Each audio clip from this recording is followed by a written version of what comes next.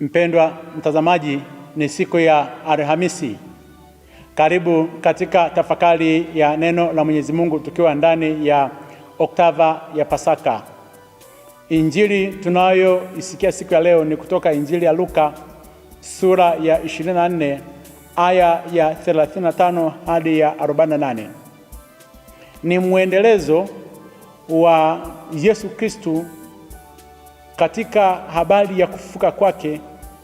Anazidi kuwatokea mitume ambao walikuwa wamekata tamaa kwa sababu ya matukio ya Ijumaa Kuu, na hawaelewi kitu gani kinachoendelea kwa sababu hadi kaburini Yesu hayupo.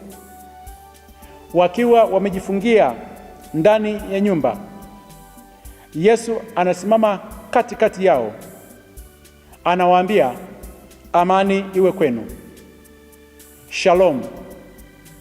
Hii ndio salamu ya kwanza Yesu anawaambia hawa mitume wake waliokuwa wamekata tamaa, kwamba mahangaiko ya duniani hapa, ya kwanza yanaondoa amani, ya pili yanaleta hofu, yanaondoa furaha, unakuwa una matumaini tena.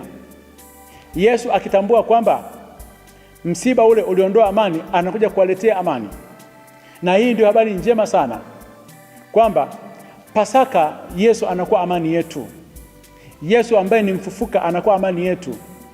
Nyakati zote ambazo nimekuwa nikipita katika huzuni, katika magumu, nimejifungia ndani, sioni furaha, sioni amani katika maisha yangu, Yesu anakuja katikati yetu. Na ni jambo la furaha kwamba Yesu anatujia, anakuja maeneo ambayo tumejificha.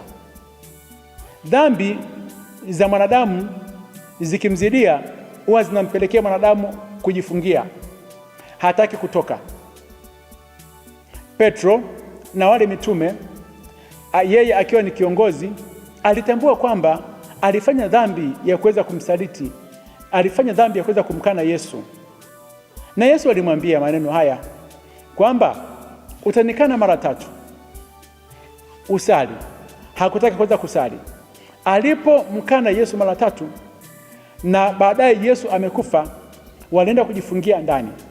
Ndio tabia ya dhambi hiyo, kujifungia ndani. Unakuwa una hofu, huwezi kutoka kuweza kumtazama mtu. Wameingia ndani, wanaogopa Wayahudi, hawawezi kwenda kumkiri Kristo kwa sababu ya dhambi. Na Yesu anapokuja katika ile kundi la mitume ambao wamejifungia ndani, akitambua shida yao, anawaletea amani. Mara nyingi katika maisha ya kiroho, pale ambapo tumetenda dhambi, baada ya kuweza kwenda kwenye sanduku la maungamo na kuweza kuungama, ya kwanza ambacho Yesu huwa anatupatia, zawadi ya kwanza anatupatia amani. Baada ya kuweza kukiri dhambi zangu, ninakuwa na amani kubwa. Yesu anakuja ndani ya lile pango langu, anakuja kwangu, anakuja ndani ya nafsi yangu, ananiletea amani. Nyakati zote za mashaka, mtafute Yesu na muombe Yesu aje aweze kutuletea amani kama alivyofanya kwa hawa mitume. Wale mitume wakashtuka, wakadhani kwamba wameona roho. Biblia inaposema ni roho, katika lugha ya kawaida, maana yake lugha ya mtaani, wangesema kwamba ni mzuka. Walizani kama Yesu ni zimwi au ni mzuka, kwa sababu aliingia wakati milango imefungwa. Wakafadhaika. Yesu akawaambia, msifadhaike, ni mimi. Kwa sababu alikuwa ana mwili wa utukufu. Mwili wa utukufu haukumzuia Yesu kuingia popote pale. Aliweza kuingia popote pale hata kama walikuwa wamefunga milango. Anaanza kuambia, nishikeni mikono, kwa sababu mzuka au roho haina mifupa. Nishikeni mikono mnione kwamba ni mimi. Wakashika na miguu yake. Akawaambia, mimi sio roho. Na akasema kwamba oneni alama za kwamba mimi ni mfufuka. Na alama pekee ya Yesu Kristo anapokuja katika safari ya maisha yetu ni alama zile za kutobolewa kwake kwa misumari. Akaonyesha alama katika mikono yake na akaonyesha alama katika miguu yake. Basi akawauliza, je, mna chakula chochote? Wakampatia mkate, akala, kuthibitisha kwamba kweli amefufuka. Ndio maana katika kipindi hiki cha Pasaka kuna neno tunalolizungumza mara nyingi sana, kwamba Bwana wetu Yesu Kristo amefufuka ni kweli. Haleluya! Wakati alipokuwa amezaliwa, hatukusema Yesu Kristo amezaliwa ni kweli, ila katika kufufuka wanasema Bwana wetu Yesu Kristo amefufuka ni kweli. Haleluya! Kwa sababu kuna watu walibisha, walikataa juu ya habari za ufufuko Bwana wetu Yesu Kristo, wakasema aliyefufuka hakuwa na mwili. Ndio maana Luka anaandika kwamba ilibidi mitume wale washike kabisa mikono yake, ilibidi waweze kuona zile alama, na baadaye pia ilibidi ale chakula kile walichokuwa wanakula wao, kuthibitisha kwamba ni kweli amefufuka. Kwa hiyo habari za ufufuko wa Bwana wetu Yesu Kristo sio habari za kubuni, sio habari za kutungwa, sio habari ambazo zilikuwa zimeandikwa na watu fulani fulani katika kuweza kuwadanganya watu. Ni habari za kweli. Yesu Kristo baada ya kuweza kufufuka alikula chakula pamoja na mitume wake, walimshika wakaona na mifupa yake, na wakaona zile alama za ile misumari ambayo alikuwa amepigiliwa kwenye mikono yake na katika miguu yake.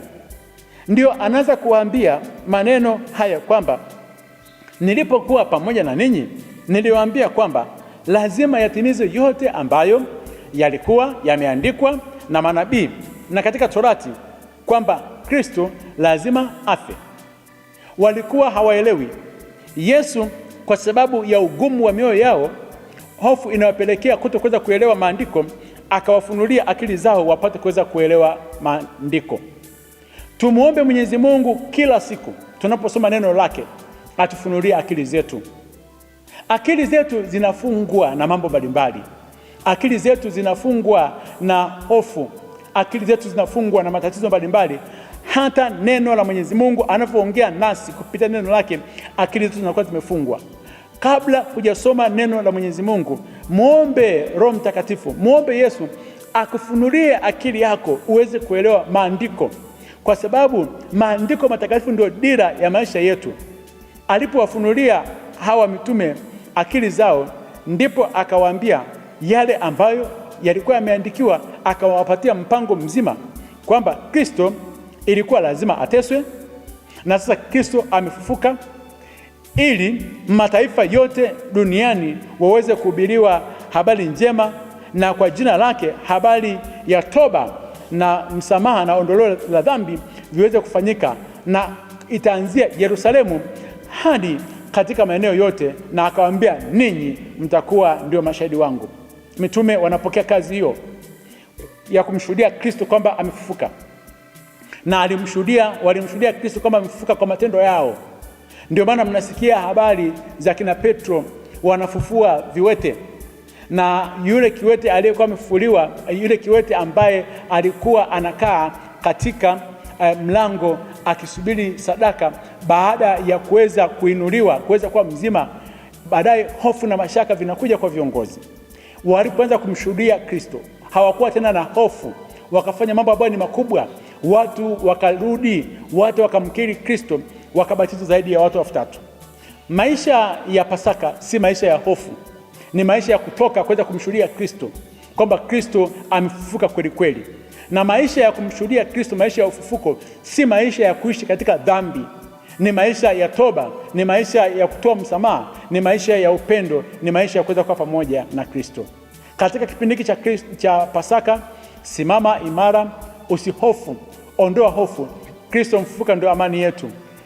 Muombe Kristo akufunulie akili zako uweze kuelewa maandiko, na baadaye uweze kuwa shuhuda katika safari ya maisha yako. Siku moja akupokea kwa mbinguni. Akubariki na kulinda Mungu Mwenyezi, Baba na Mwana na Roho Mtakatifu. Amina.